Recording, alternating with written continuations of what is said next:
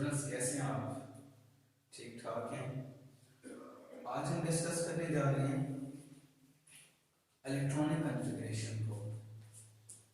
Chemistry के अंदर एक टॉपिक जो 9th क्लास में मौजूद है और साथ 9th की तरफ भी फर्स्ट ईयर में मौजूद है, इलेक्ट्रॉनिक कॉन्फ़िगरेशन।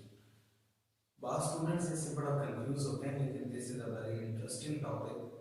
बेसिकली आपने इलेक्ट्रॉन्स को प्लेस करने हैं सब शेल्स के अंदर। 4 सब शेल्स होते हैं हमारे पास, S, P, D, F, और इनमें इलेक्ट्रॉन्स की तादाद है। S सब शेल के अंदर 2 इलेक्ट्रॉन्स होते हैं, P के अंदर 6 इलेक्ट्रॉन्स होते हैं, D के अंदर 10 इलेक्ट्रॉन्स होते हैं और F के अंदर 14 इलेक्ट्रॉन्स होते हैं। पेपर में जब इस पर क्वेश्चन आता है तो अगर कोई ज्यादा बड़ा एलिमेंट हो तो उसका एटॉमिक नंबर आपको बता दिया जाता है। वैसे आप लोग कम से कम पहले 20 एलिमेंट्स के एटॉमिक नंबर खुद याद रख लें। Hydrogen, helium, lithium, beryllium, boron, carbon, nitrogen, oxygen, fluorine, neon, इसी तरह से sodium, magnesium, aluminium, silicon, phosphorus, sulphur, chlorine, argon, potassium, calcium. ये पहले 20 एलिमेंट्स अगर आप याद कर लें तो आपके लिए बहुत आसानी रहेगी। तो इलेक्ट्रॉनिक कॉन्फ़िगरेशन के लिए एक तो आपको एटॉमिक नंबर का पता होना जरूरी है, दूसरे नंबर पे आपको ये सब शेल्स में कि S में कितने इलेक्ट्रॉन्स आते हैं, P में कितने इलेक्ट्रॉन्स आते हैं, D में कितने इलेक्ट्रॉन्स आते हैं और F में कितने इलेक्ट्रॉन्स आते हैं। और साथ ही पैटर्न है कि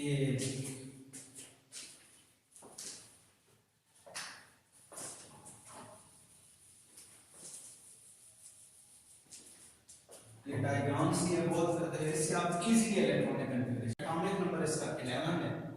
आप ये अपनी कॉपी के ऊपर या पेज के ऊपर इस तरह से पैटर्न ड्रा कर लेते हैं, S, SP, SPD, SPDF, SPDF, SPDF और SPDF।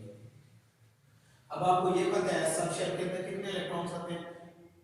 और एक और बात जो इम्पोर्टेंट है, आपने एरोस लगाने और ये डायगोनल की फॉर्म में इस तरह से इनको एरोस, पहला आपने एरो लगाया, इसमें किससे काटा, इसने 1s को काटा। आप इधर लिखेंगे 1s और आपको पता है s सब शेल के अंदर कितने इलेक्ट्रॉन्स आते हैं, मैक्सिमम 2 इलेक्ट्रॉन्स। आप इसके ऊपर 2 लिखते हैं, 1s2। दूसरा एरो लगाएं, दूसरे एरो ने 2s को काटा, इधर लिखते हैं 2s।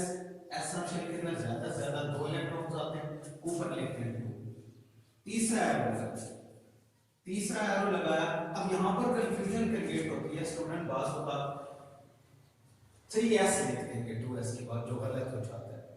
होता ये है, ये जो एरो जब आप लगाते हैं तो ये एरो चूंकि पहले काट रहा है p को, और ये जो p है ये सेकंड लाइन में है, तो इसके साथ अच्छा इसने p को काटा सेकंड लाइन में, आपने पहले p को लिखा, चूंकि एरो पहले p को काट रहा है, आपने लिखा 2p।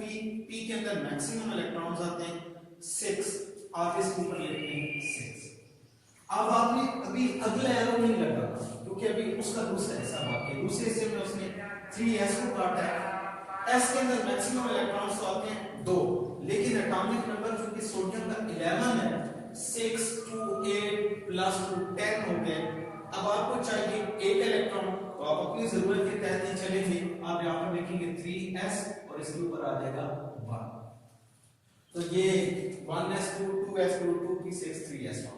चूंकि सोडियम का जो वैलेंस शेल है उसमें 1 इलेक्ट्रॉन है सिर्फ, तो इससे हमें ये पता चलता है ग्रुप 1 के अंदर मौजूद है। ग्रुप 1 कौन सा है, H Li Na K।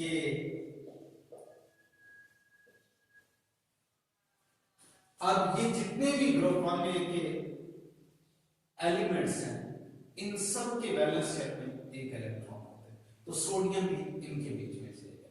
तो इस तरह से आप 2-3 बातें ज़हन में रखकर एक इस पैटर्न को, एक एरोस को, और एरो स्पेशली जो इस चीज को पहले काट रहे हैं उसको पहले लिखना है, जिसको बाद में काट रहे हैं उसे बाद में लिखना है।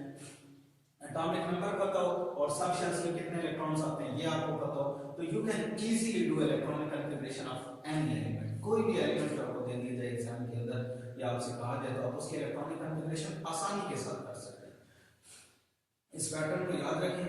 मजीद इस तरह की वीडियोस देखने के लिए इस चैनल को जरूर सब्सक्राइब करें और बेल आइकन को भी दबा दें, ताकि अब हम एक सीरीज शुरू कर रहे हैं केमिस्ट्री 9 की